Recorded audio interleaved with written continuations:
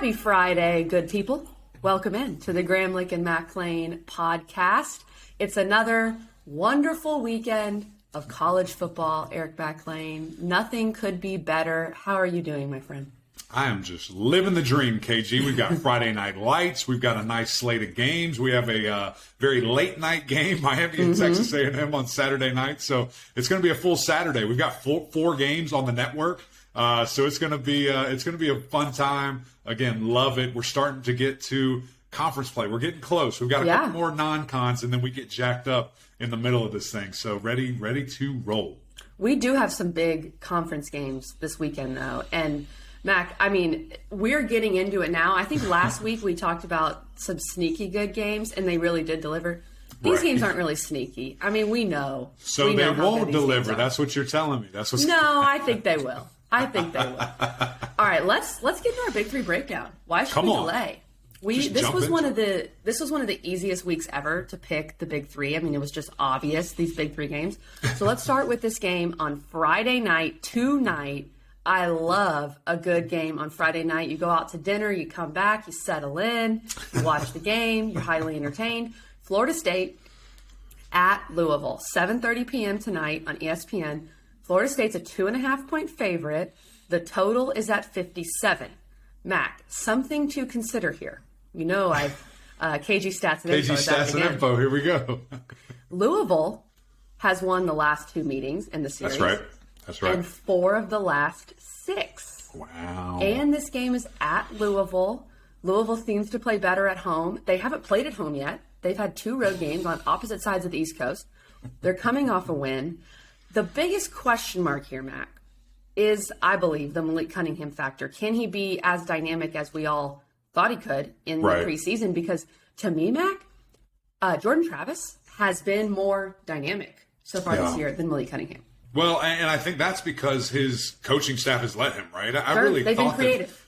For whatever reason, it just felt like Malik was like kind of handcuffed a little bit in that Syracuse game. It was so strange. And you know, I thought that you pointed that out well, especially against UCF. It looked like they just said, go play, go get after it, go do what you do. And he accounted for, you know, like 80% of their yards or something crazy like that and had a QBR over 70, which is always great for Louisville. But starting with FSU, you're absolutely right. I mean, they're traveling to an environment that's going to be a little bit similar to that New Orleans game where it's crazy, it's chaotic. These Louisville fans are going to be jacked up to see their Cards for the first time. Drinking some brown bourbon. liquor. That's right. Some of that Kentucky water. And it's Friday night, like it's a night game. So it's going to be a great environment. It's going to be an awesome place, you know, to play. And just when I look at the Noles, I mean, the fact that they're going to potentially be 3-0 for the first time since 2015 is just crazy. Give them a stat, Mac. Yeah, it's great. Come on. I try my best. So that's just nuts when you see that. And it feels like such a long time ago that we saw this team because they had a bye week. So really just for FSU, I want to see that continued growth from Jordan Travis. I mean, he has looked electric. The full ownership of the offense, his ability has really shined. His confidence is at an all-time high. I mean, he looks like the guy. And I think that certainly when you go through, you know, practices in spring where in summer where you are the guy and there's no question, there's no back and forth. I mean, that helps your mindset so much more. So just seeing the way he's thrown the football, seeing the way he's used his legs when he's had to, which hasn't been a lot, I've been very impressed with it. Now, one group that I think is going to just dominate this day is that running back core. Yeah. You know, for FSU. Those guys are playing Loaded. out of their mind. They were bullying LSU. They've got really a stable of guys. I think Benson is kind of the lead dog. Just when I see him play, he just looks a little different. But when you see Ward has double the carries. So that staff obviously likes what he can do. And then you throw Tolafili in there as well. It's a jacked up room that, think about this. Think about how fresh they can be. And it seems like there's no quarrel. It seems like, hey, I'm going to go as hard as I can. And then when I'm tired, I'm tapping my helmet. You come in. You carry the load. You do what's next. And so it's been really impressive to see those guys, KG. Well, the depth is a great point. I mean, the depth at running back, the depth at wide receiver. We saw a lot of guys get involved. Ontario Wilson was really good against LSU. Micah Pittman, he's that slot guy that Jordan Travis can rely on. And then the other factor here, Mac, that I think cannot be overlooked as you mentioned it earlier, but I think it's a huge deal. Florida State's coming off a bye. Right. And Louisville just had to go to UCF and win and fly back and get ready and all these things. And that game was Friday, so they've had a full week. But that's a huge factor here.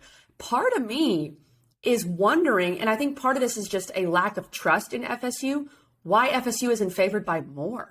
I think this line, and to me, that gets me worried because then I'm thinking, okay, what does Vegas know? Right. And I get that FSU has struggled at Louisville. Whenever I think of FSU Louisville, I think of that 2016 game, which to me was the beginning of the end for the Jimbo Fisher era. Right. Right. No, I'm right there with you. And I think that, we've seen in some of these lines, especially with the ACC schools, that there's some historical relevance as why they choose to make the line they do. But I agree with you. I mean, a very fresh Florida State team, a healthy Florida State team. And when you talk about the wide receiver room and those guys really stepping up, we haven't really even seen anything from, McClain or Spann, two guys that I thought were going to have massive years. So, is there even more in the tank that we might see from them as they enter ACC play here? Offensive line has been solid. Here's the biggest thing, though, KG. That defense is going to have a heck of a challenge. Yeah. But one good thing is they see it every day in practice with the ability, of JT there and the things that he can do with his legs. But it's not quite Cunningham. Like, he is different. He is so hard, to prepare for because you're not tackling a guy like that in space.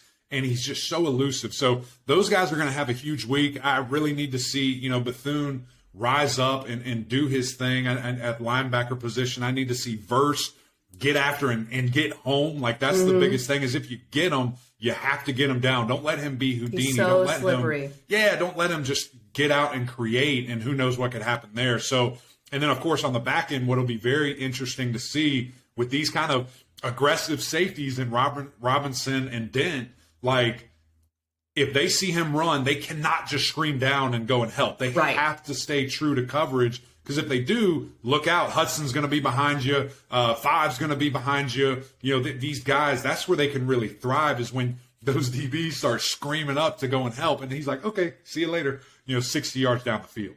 Mac, you bring up a guy like Jared Verse. He already has 3 sacks and 3.5 tackles for loss through 2 games. Unbelievable. And they're going to have a big task. I mean, that's the thing with Malik Cunningham. And that's, again, why I give FSU an edge because they've had a whole week just to prepare for him. Yep. But you can't treat him like anybody else. And I think that's the big concern. But on the flip side, and we talked about this before UCF when we both picked UCF, to be honest, the weapons around Malik have not emerged. And that's what we saw in the LSU game for Florida State. The weapons around JT have emerged. The running backs look great. Some of these wide receivers have really shown up. That's my concern. I don't think Malik can do what he did against UCF. First of all, no passing touchdowns, but run all over the yard and beat Florida State. I don't think that's enough. No, I totally agree. I mean, they're going to have to throw the ball effectively, score effectively, because this defense is going to be tough for FSU. I mean, we just saw those guys bully LSU around, and then a miracle drive that keeps them in the game 99 yards that should have been a wrap, and they should have scored again, but they fumbled the football on the goal line there. So really for Louisville, it's just the same thing for the last couple of years. It's just this team of mystery where I have no clue what's going to happen. I really don't. I mean, anytime that you think you've got a grip on what Louisville's going to do, take the opposite because that's probably what's going to happen. And I think that, obviously Malik is such a prominent player. He is a freak when it comes to the things that he can do with his legs, with his arm. He's very effective as a passer. But as you said, he needs some help. He needs guys to step up and make big-time plays and to get open and to protect for him. And I think Tyon Evans has done an unbelievable job running the football. I mean, he's really emerged as a, marquee running back in this league and the things that he can really do. But guys like Tyler Hudson, Huggins Bruce, Marshawn Ford, who's been a little inconsistent, the 3 of those guys just have to take it to another level and help this guy out. And, I think Hudson has certainly done his part, but get in the end zone. Like, let's make things happen. Be one of those Tutu Atwell type guys that, man, you catch a slant and you can take it 90. Like, get out and go. And so I think that'll be the biggest thing, a huge challenge going against this secondary, of FSU. I just mentioned some of those guys and the things that, they've been able to do in coverage this year. I am interested to see what that O-line does because they struggled a little bit against UCF. And those guys were able to get great push, great penetration, hurry Malik up. And you've got better defensive tackles and defensive ends that you'll be going against with the Seminoles. We just mentioned them, Cooper and Lovett on the inside there. So, just seeing what those guys can do offensively will certainly be interesting. Some weapons have to emerge. I think that's the only way I see Louisville winning this game. Marshall Ford has to have himself a game.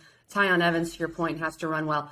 And you put some great stats in this rundown of ours, Mac, that Malik Cunningham against Florida State has played really well.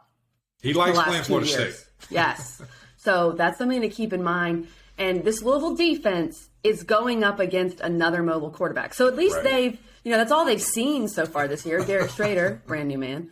John Reese Plumlee, who, they really used their running back a little more in the Wildcat in the red zone, UCF did.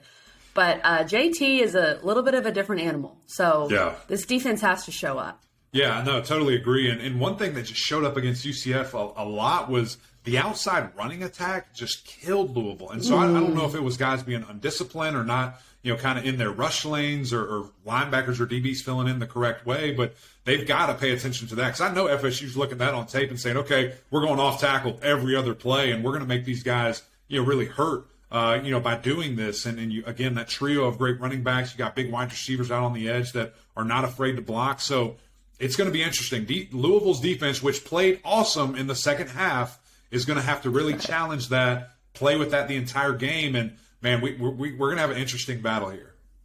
I'm so pumped for this game tonight. Really only game on. Sit down and watch it. Before we give our picks, Mac, I'm going to give you my stat. You give me your keys. Come on. My stat to know has to do with Florida State's quarterback. Jordan Travis himself was responsible for 10 of Florida State's 11 third down conversions against LSU. 8 passing, 2 rushing, 2 where he carried the ball himself. And that's kind of my main thing here is I think Jordan Travis has looked more dynamic than Malik. Yeah, and that's part of what's going into my decision. I think it goes back to what I said is that this FSU staff is giving him the keys. They give him the whole playbook. Like, let it all out. Let's see what he can do. And that's a crazy stat. I mean, it's going to be fascinating to see if it comes down to, quarterback play, who has the edge. Because I think if everybody sat here preseason. A lot of times it does, Eric McClain. That's right. It comes down to quarterback play. It normally does. Preseason, everybody was riding, the Malik train, and certainly still are. But, not too many people were talking about JT. And so in a game like this where he can go out and prove it, let me give you my keys to the game. So FSU, I think it's simple. And this is everybody. When you play Louisville, if you do this, you will win. And that's shut down Cunningham. I mean, he is just such an integral piece of their offense. He is their offense. I mean, anytime that he's at 70 QBR, he's like 65+% of their offense, they kill people. They dominate and win. And so if you can eliminate that, if you can bring that down to where you force other people to make plays, you force him, to throw the football and make those wide receivers that haven't quite emerged yet to make plays, you feel like you're in a good spot. So it comes down to defense for me there. And then for Louisville, it's very similar in the fact that you have to shut down the run. They can't just hand it off to one of those 3 backs and get 7-8 yards a pop, because if that's the case, they can do anything they want. They can control the tempo. They can control the clock, limit your possessions severely, which gets you frustrated on offense.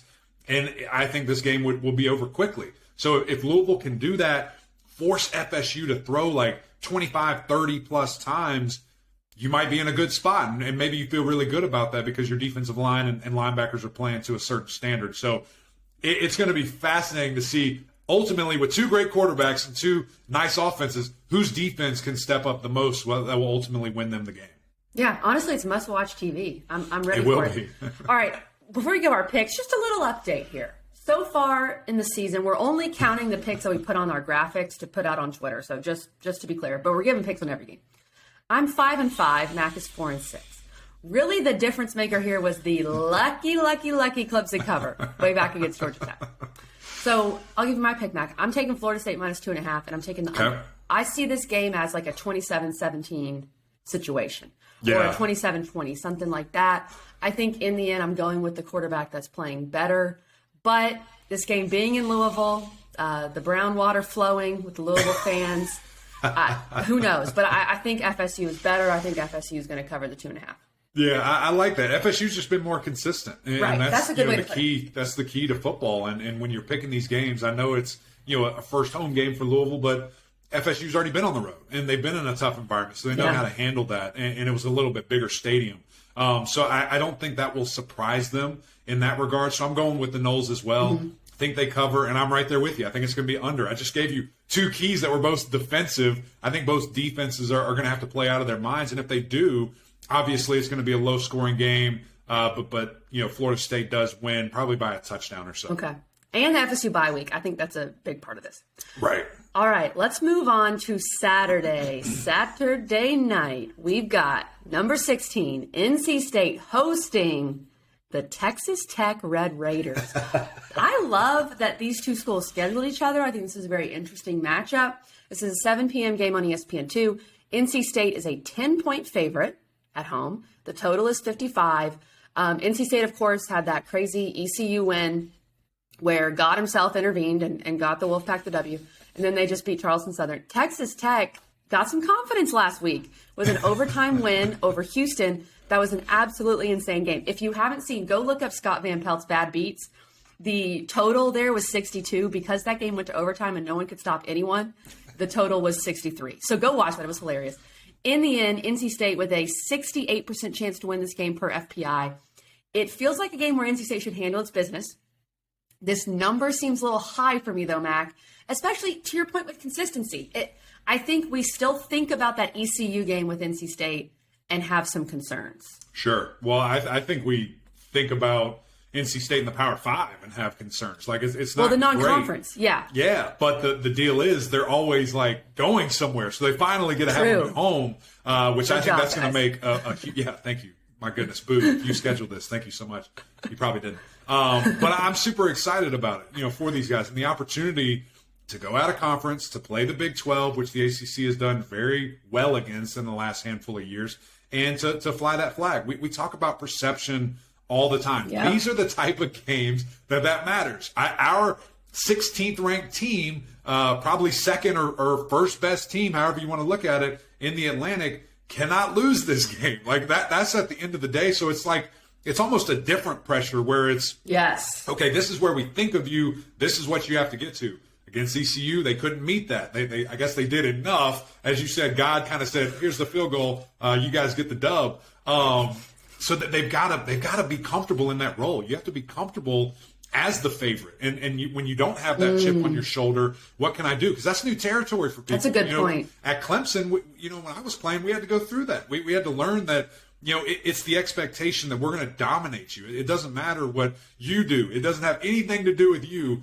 It's all about us. And we're watching NC State go through that right now this year. And so for the foreseeable future and for their, moving forward is how comfortable are you in that role and how comfortable can you expand in that role? So that's my biggest thing here. When I look at their play, Devin got right back on track last week, 6 touchdowns. It was great to see him, 4 through the air, 2 on the ground, getting the ball out to everybody. Like he just really orchestrated that offense at a very high level.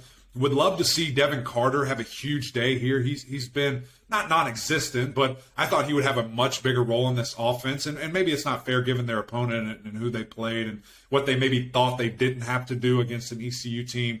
Really want to see him get more involved, be that deep, downfield threat that Devin can just throw it up to and be a basketball guy, kind of like A.T. Perry, for Sam Hartman. Need to see him kind of emerge as that. And then just this defense.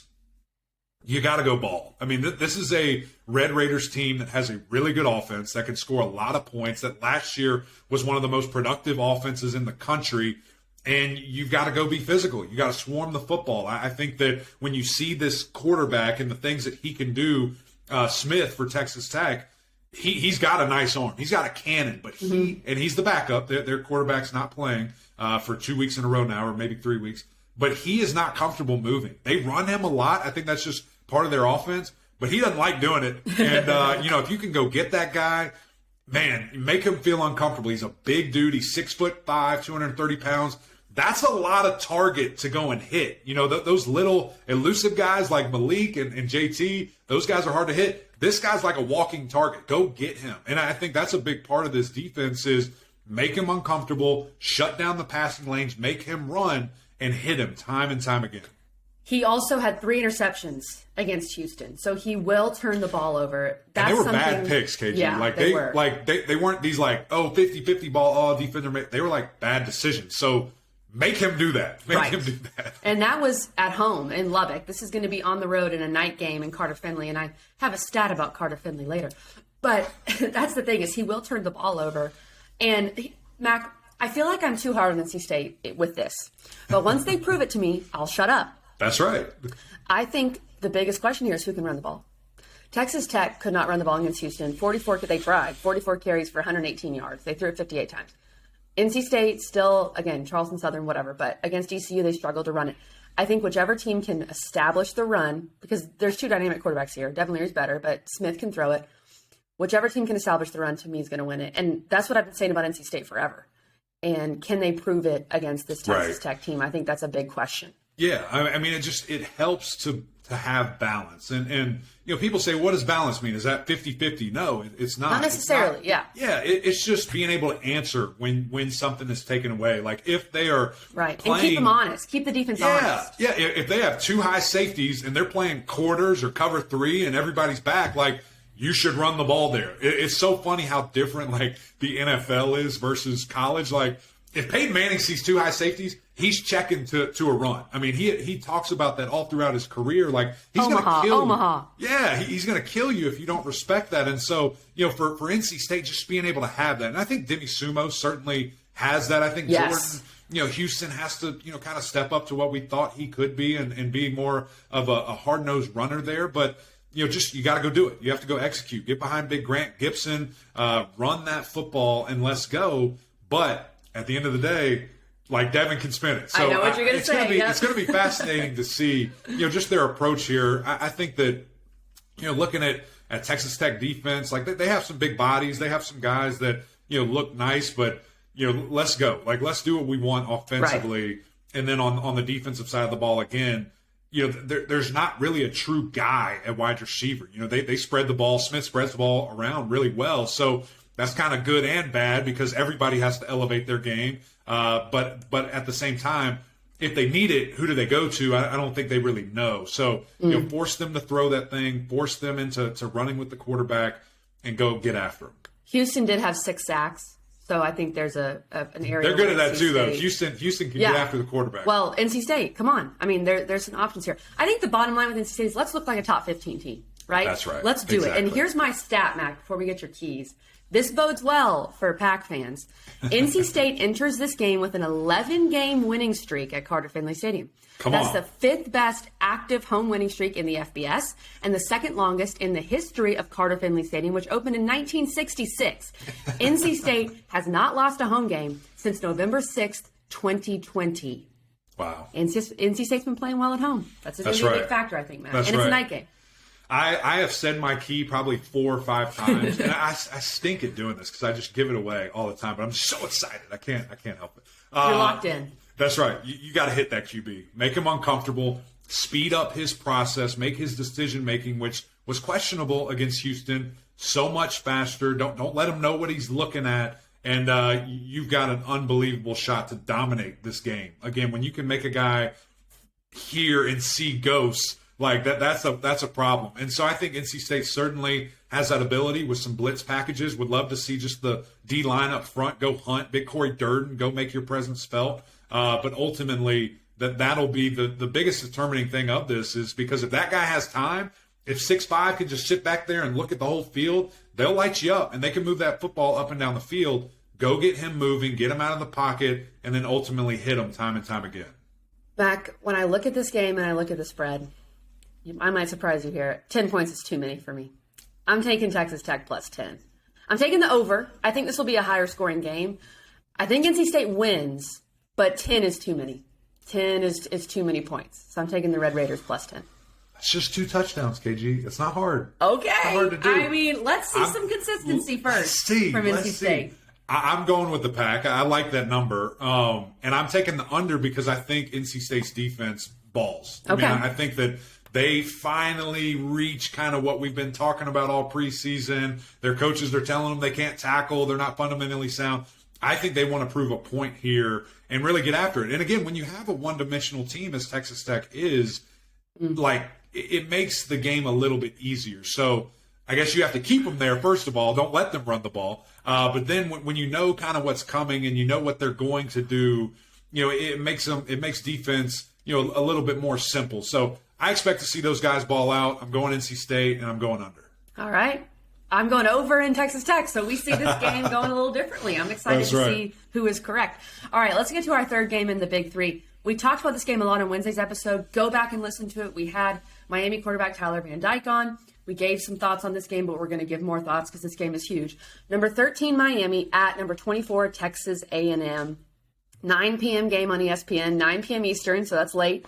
Texas A&M is a 5.5-point favorite. Very interesting. The total's at 44.5, but FPI favors Miami. As we discussed on Wednesday, to me, the biggest question mark here is where in the world is Texas A&M mentally after that App State game? This could be a situation where you rallied the troops, you had a come to Jesus moment. You're like, all right, we're all going to recommit ourselves. We've got to pull this together. And, for A&M, you're not firing Jimbo Fisher. Dude is making more than a small nation. Like, he's fine. So where is A&M mentally? And then for Miami, going on the road, they haven't won games like this, these big non-conference showcase games in a long time.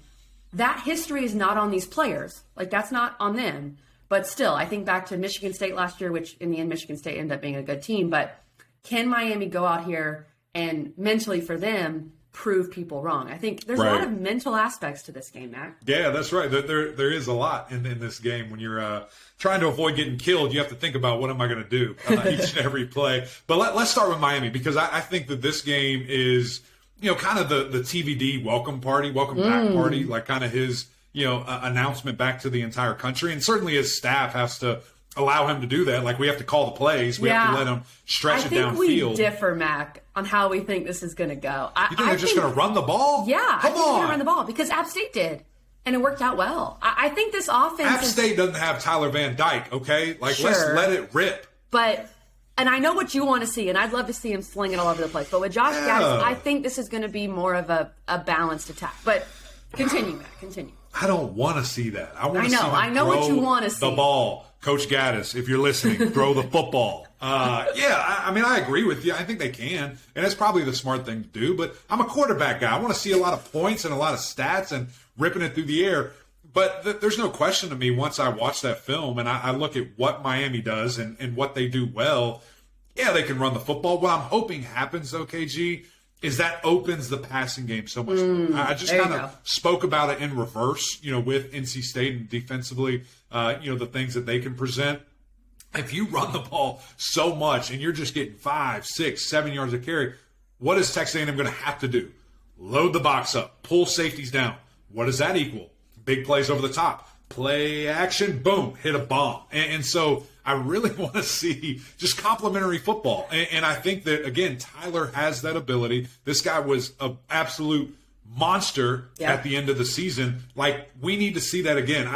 We posted that episode, of him on Wednesday, and you put it on IG. And I got a couple of messages from former Canes, All-Americans, and superstars saying, we need to see him cook. We need to see him ball out. And I'm like, I agree. Let's do it. Let's go out there and do it. So, as you mentioned, though, that running attack is going to be great. Jalen Knighton sounds like he's going to be back fully healthy. So excited to see that three-headed monster of Parrish, Franklin, and Knighton there and think that they can just really roll. I'm interested to see, is Zion Nelson going to be back? He played a handful of snaps. A huge question. I mean, he played a handful of snaps last week. And, certainly I think before the season started, we thought that this defensive line was maybe a lot better than they've showed so far. I don't think it's as a daunting of task anymore. And where you're like, man, you don't want that to be your first start. Now I think it's like, okay, let's get him. Let's roll. Let's get out there and see what, he can do, what we can do. Because obviously we're a better team. The go-to guy, we talked about Xavier Restrepo in depth with Tyler and their relationship. He's really emerged as, just a consistent dude that gets open, that finds ways. And I've been very impressed with him blocking on the edge as well. Like, when you run the football so well, one thing that I remember back at Clemson is, we had these young 5-star receivers coming in. They blocked out of their mind. Like, when they didn't get the football, they were doing all the things necessary, which helped everybody else. And you see guys screaming downfield, for touchdowns because DBs are locked up. Like there's receivers on them. And, to continue to see that, I think is going to be a big time thing. And then lastly, for the offense, just, seeing these tight ends get more involved, I thought that would be a really big piece. They might have to be in this game. And similar to how I started with the offensive approach here, when you're running that football so effectively, it's easy for a tight end to just sneak out and running a corner route or running a nice little, quick route straight over the middle, and you get him the ball. And so I'm very excited. I think this is going to be the first true visual of the Josh Gaddis Miami experiment. Let's see what these guys are going to be offensively. And part of this may be, your first two games, Bethune-Cookman and Southern Miss, you can be a little more vanilla. Right. I think that Miami is keeping some things close to the vest. Now, they did run a flea flicker against Southern Miss, which TBD threw a perfect ball. But I'm intrigued to see that. And like Will Mallory, let's see some Will Mallory, to your point with the tight end. Would be nice. Let's see him involved. And, with Texas A&M defensively, before we give our picks, this is an exact quote from Mac in our rundown here. Texas A&M defense, big and mean, but App State didn't care. Ran the ball all over the Aggies. I mean, that's true. And that's why, to me, I think when you're looking at that App State film and you're Miami, you're saying, let's run the ball. We got Henry Parrish. We've got Franklin. We've got these dudes. We still need to run the ball, and I think that's going to be a big factor for Miami. Yeah, no question about it. And again, just looking at Miami's defense and the challenge that they're going to be facing, Haynes King, quarterback for A&M, he's athletic. He can make some things happen with his feet. I'm so unimpressed by him. Mac, is his throwing motion so weird? Am I the only one thinking that? It's a little baseball. Forever. He's like, yeah. It's like he's throwing a baseball. I thought Jimbo was the QB whisperer. He can get those chunk plays. Yeah, right. He can get those chunk plays. What'll be interesting, though, is just taking care of the ball. Like, if Miami gets after him, he fumbled a couple of times. His QBR is way down, especially after that App State game. So you have to think that this Miami defense, which has been much improved from a season ago, can have a big day and can ball out and do the things necessary. So, KG, it's going to be interesting to see just how Texas A&M responds offensively after realistically not being able to do anything. I mean, again, special teams was the only reason you were even in that game because of a big kick return for a touchdown. So both teams, I'm very interested to see mindset-wise how they come out in this one. That reminds me. I think A-Chain, the running back for Texas A&M, is the best weapon on that team, and you've got to be able to contain him. Turnovers to me are going to be huge in this game, and A&M had so many in the last game. All right, here's my stat to know, Mac. Miami is 5-6 straight up, and 6-5 against the spread against top 25 teams since 2018. However, the Hurricanes are 5-2 against the spread and 4-3 straight up as road underdogs in the same stretch. So they have played well on the road. 5-2 against the spread on the road in that same stretch.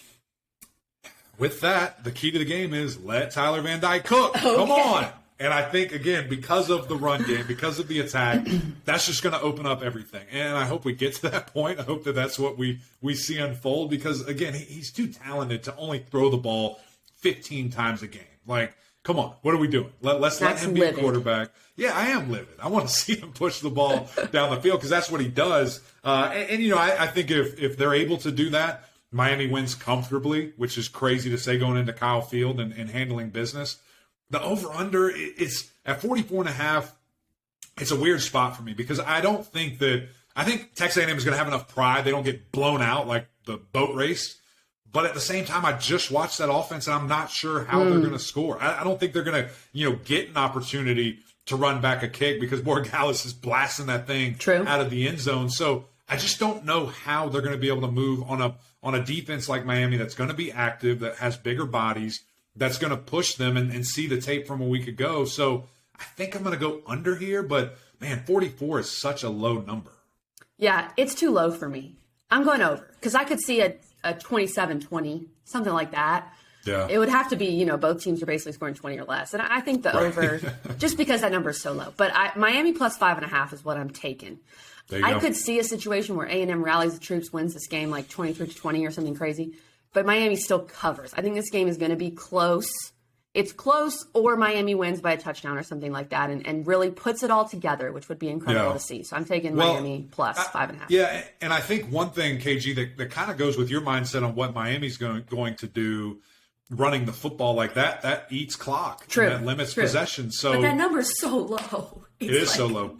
But, I mean, I'm thinking like a 27, 24 to 6 type game. I mean, I think that's in play.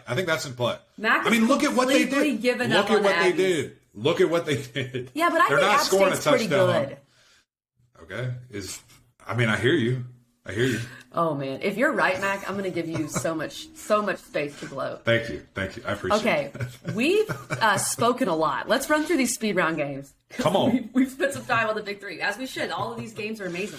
All right, how about America's team, Syracuse, 2-0, taking on Purdue. Noon game on ESPN2. Syracuse is a 1-point favorite. That's it, Vegas. Have you seen this team? They're amazing. Total's 58.5. Look, Garrett Schrader. I mean, what in the world? If Syracuse does what they've been doing, which they've been consistent, Garrett Schrader passing the rock, also running it, Sean Tucker just doing Sean Tucker things, I think Syracuse should be able to handle their business here. I want an instant reaction here live. I did not put this in the rundown because I want to see your thoughts. Okay. Will Syracuse have the first team All-ACC backfield? No. Sean Tucker, yes. I don't know about quarterback. What about Drake May? Listen, what about these other guys? Garrett Schrader. Jordan Travis. I can't think of Devin a Leary, quarterback. Sam Hartman. I can't think. Listen. His numbers are better than theirs, except for maybe Drake May. Okay. I have not seen a guy flip his career so quickly. Unreal. Like when you look at I'm going to just read these stats.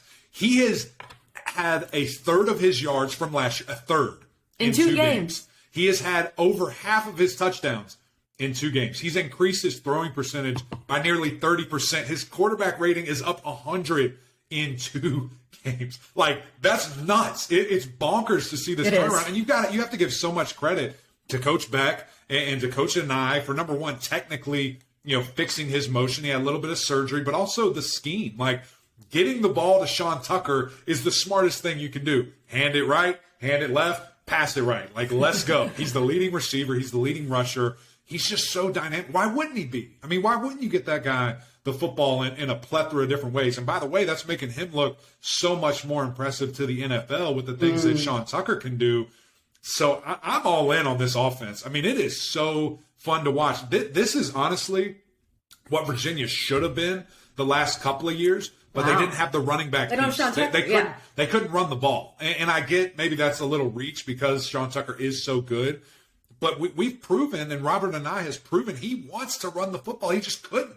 And so I think the key here is, man, those guys are on fire. They're electric. This defense, though, that they got a big challenge because O'Connell for Purdue can sling it. And that dude makes great decisions. He's got a go-to guy, unlike Texas Tech.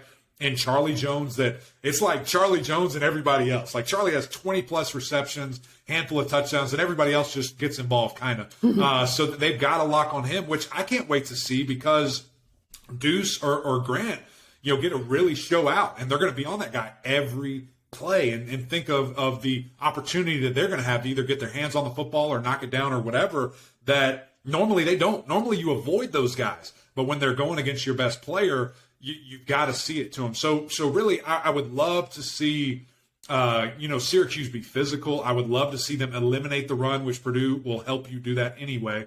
And then just get your hands on the football. Like, there's going to be opportunity here for interceptions, for pass breakups. You've got to go and take advantage of it. The other thing I love about this game is that it's in the Carrier Dome, and the Syracuse fans have shown up. The Dome! They really have. And I think this environment's going to be great. This is the 4th pick. We have our big 3 picks, and then this is the 4th game that Mac and I feel pretty confident about. I think we're both taking Syracuse -1. Yeah, absolutely. I'm taking Syracuse. The over-under again. These over-unders have really stumped me. I feel really good about them normally. Mm-hmm. These are getting to me, and I think I'm not even going to check my notes, so I'm sorry. You can tell me if I'm wrong or not. I'm going to take the under. I'm going to take Cuse, and I'm going to take the under. 58.5 is a pretty big number. Yeah. I feel good about the under there. I think that's smart, Max. So we're on the same team. All right, so those are our picks. Those 4. We'll put those on Twitter. Follow along. All right, speed round. Let's roll through these games here. Number 5, Clemson is hosting Louisiana Tech. 8 p.m. ACC Network. Clemson 34-point favorite. I'd probably take Louisiana Tech to cover. Before we get into this game, Mac, on a very serious note, we want to extend like so many prayers, everything to the Brzee family. Brian Brzee, Clemson star defensive tackle, his younger sister, Ella, passed away from cancer yesterday. So just heartbroken for them. I got to meet Ella and her sisters at the ladies' clinic and was just blown away by their strength. And Ella went up with Dabo and shared her story. And I mean, she will not be forgotten. I think her legacy is there and her fight and the way she fought. So just prayers for that family. Can't imagine what Brian is feeling and thinking. I imagine he won't be playing this weekend. He probably shouldn't be. But just prayers for that family, Mac. Yeah, and what a tough thing, and how close their family is, and how much that they mean to each other. It sucks, and it's tough. And I just kind of shot Brian a message this morning and just said, hey, buddy, praying for you so hard and your family, but don't ever let her light be dim. Like let that thing shine through you and go and glorify him and her, everything you do. So it's tough. And it just goes to show you that there's things that, are bigger than football. Oh, yeah. And that family, it should always come first, over this sport. And that's what's going to happen. And so big time prayers for those guys. He will be missed. This defensive line will certainly miss him, but I know that they all will welcome him with open arms when he gets back. So just looking at this game, I think that, DJ, we had not seen him do what he did a week ago. Like he put together a full game. Right. He manipulated the pocket beautifully. He saw things happen. He took the running lanes when they were there. We have not seen him do that. Threw the ball effectively. Had a couple of drops still. Would love to see those wide receivers help him out even more, but was very impressed with what we saw from DJ. Now the key is, can you do it again? And can you do it again? And can you keep stacking those good games? I think he demonstrated comfort. He demonstrated the game slowing down a little bit. And I get the opponent, I do, but to do that on air has been impressive for him. So, I think just seeing that, see his physicality and, go all out, keep running. So I think the one thing, again, I mentioned those wide receivers have to be consistent, have to make big time plays. I think that we've seen DJ at his highest comfort level when 0 and 80 are in the game. Like those guys have been elite for him and go-to guys. And one thing that's going to be really fascinating to watch, number 8, Adam Randall is back, true freshman. Keep an eye on him. I thought he was the best wide receiver in the spring. That was when he just got there. And that kid got hurt. It was unfortunate. He's a difference maker. Hope we get to see it. Hope the world gets to see it because he is a special talent. I think he's going to be a big-time player. Last thing before we move on here, that defense was challenged. They were called out, and they were kind of embarrassed. I expect them to roll today and to really make some noise defensively. I agree. I think they've been challenged for sure. And La Tech has really struggled. When I think about that number, I actually probably would lean Clemson covering. I think Clemson's going to – I don't know. It's tough with these lesser opponents. I think because of the defense. I think because of the defense. I think they're going to respond. Yeah. And 34 is not really that. I mean, you could see like a 41-3 or something like that. Right. Okay, Mac, in some of these other games, I'm calling these games you better not games, okay? Number 23, Pitt at Western Michigan, 7:30 p.m. ESPNU. Pitt's a 10-point favorite. Oh, God, not again. Okay, Pitt lost to Western Michigan last year. You're going to Western Michigan. Why? I mean, and who's playing quarterback? Right. I think that's a huge question, Mac. Yeah, no question. And I've heard that Pitt feels good about Slovis being able to play. I haven't heard that from like a coach or anything, but that's what folks are saying. That's what I'm hearing from my Pittsburgh sources there. But if not, who's going to be the guy? Because I think Patty might be out for a little bit. Yeah. Patty got rocked. Yes. I think Patty might be out for a little bit.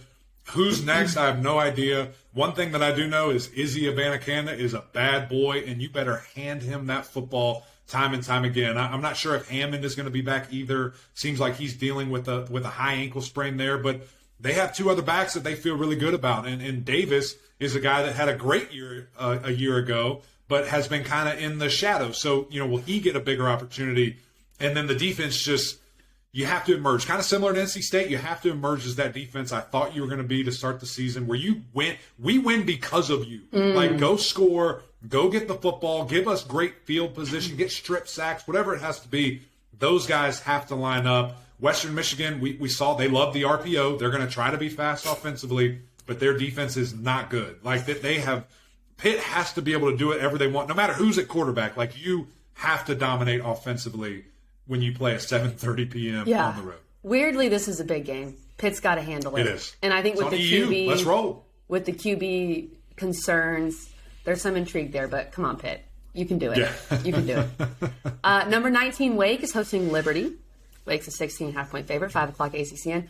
This game's pretty simple. Just Wake continue to bring Sam back into the fold, which he didn't look rusty at all against Vanderbilt. Score points. Throw the ball to freaking A.T. Perry and let him ride. I think this Wake offense just needs to continue to score. And the defense continuing to show they can force turnovers and they can look better than last year. That's exactly right. I think Sam Hartman looked fantastic, spread the ball around really, really well. I think that's important. You know, when you have three playmakers as good as A.T. Perry, Donovan Green, and Taylor Morin, like, let's keep everybody happy. Not that they wouldn't be anyway, but, you know, they spread that ball really, really well. I think running will be a big deal here, you know, kind of similar to your thoughts on Miami and Texas A&M. I think Wake's going to run the ball at will. That big offensive line needs to dominate tomorrow evening, 5 o'clock kickoff on ACC Network. So I expect the Deeks to roll. I like them with that number, and maybe even the over. We'll see. I like that number. A lot of points, though. I definitely like 16.5 for Wake. Virginia Tech and Wofford, 11 a.m. ACCN. Virginia 11 Tech. 11 a.m.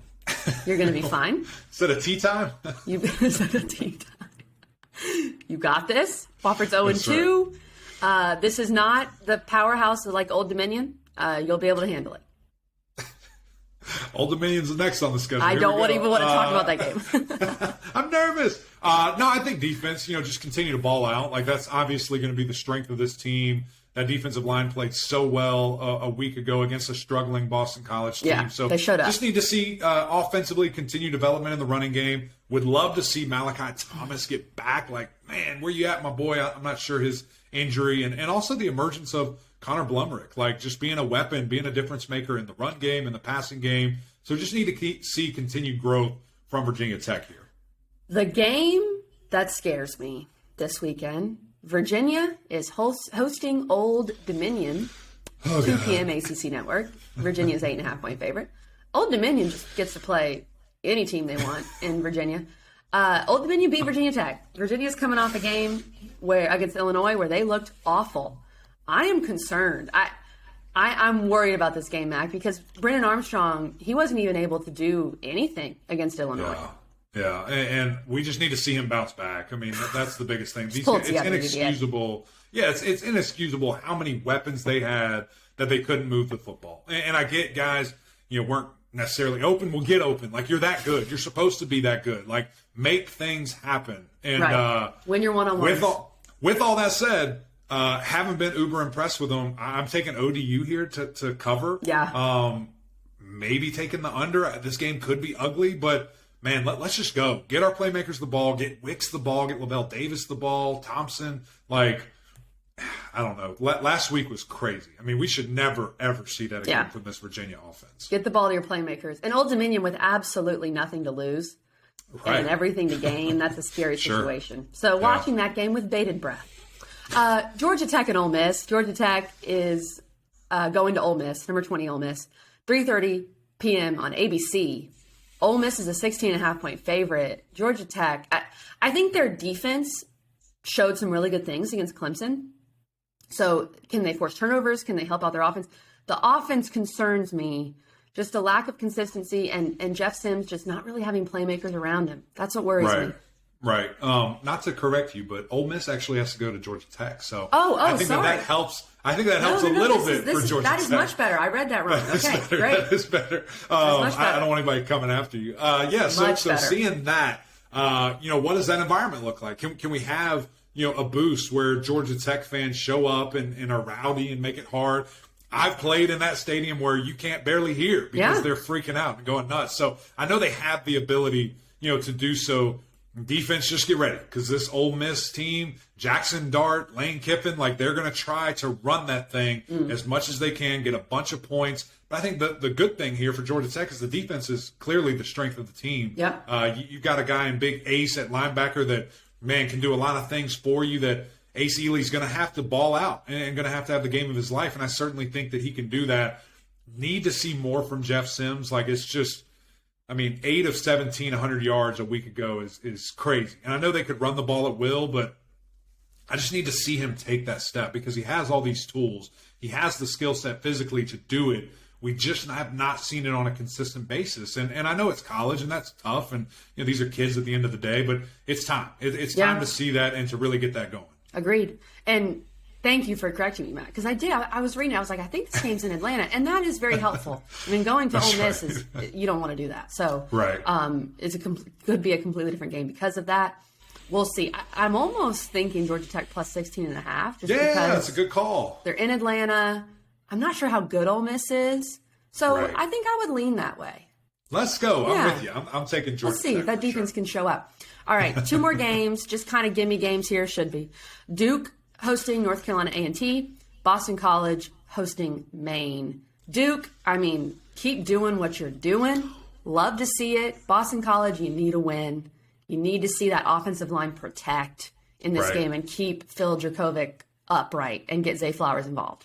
Yeah, for Duke, it's super simple. Just go dominate, like exert your will, and do what you do. When's the last time we've been able to say that about Duke? That they're in this situation. I think Riley Leonard and company should have a massive day. Like, do whatever you want offensively. Let's find some more playmakers. Let's get Jordan Moore the football, Eli Pancol the football, and then Big Waters in the backfield. Like, just let him continue to cook. The biggest thing in this game is like stay healthy. We don't want any crazy injuries, any turned ankles, any knees, anything of that nature. So protect your guys. And the defense, go get another shutout. Let's go. Let's see the momentum that you can continue to really carry that. I know Coach Elko's screaming at it out there for the culture. Let's ride. Let's do this thing. Real quick, think about this with Duke. They beat A&T. They're halfway to bowl eligibility. Crazy. After September 17th. Nobody would have predicted that for Duke. Gary Schrader, Duke football. Yes. No one saw either of those happening. No one saw that happening. And I love it. It's good for the league. We need all ships to rise. We need all ships to rise there. Boston College, you've got to figure it out this game. This is the game where I need to see a little experimentation because normally, KG, you're like, okay, let's just run the football, get out of this game, get the dub. Right. You have to figure out what you can do. I need to see quick game. I need to see max protection with shots. I need to see creativity getting Zay Flowers the football because do you have confidence that you can do that against somebody else? I don't think so. I don't think Phil has that confidence. I don't think this offensive line has that confidence. So we have to this is an active learning experiment as we're playing against Maine. Got to see it. Defense, man, you got to stop the run. It's been the thing now for a couple of years. We have to get it going, have to figure that out. And ultimately, hope you look at this game and, BC wins comfortably. But, man, there's a long way to go for Boston College. Yep, for sure. All right, I'm so pumped for this Big Three. I think this is one of the best Big Threes we've had in a while with Florida State, Louisville, Texas Tech, NC State, Miami, Texas A&M. So we will have a lot to break down on Monday, Mac. That's right. Come on, KG. Guys, thank you for tuning in. Another great episode of Gramlich and Mac Lane. If you don't have SiriusXM, go get it right now. You can have it on your phone. You can have it in your car. We can go with you everywhere. But we also need you to go over to YouTube, go over to Apple Podcasts, rate, review, subscribe. Always great hearing from you guys as well. But until next time, we'll see y'all.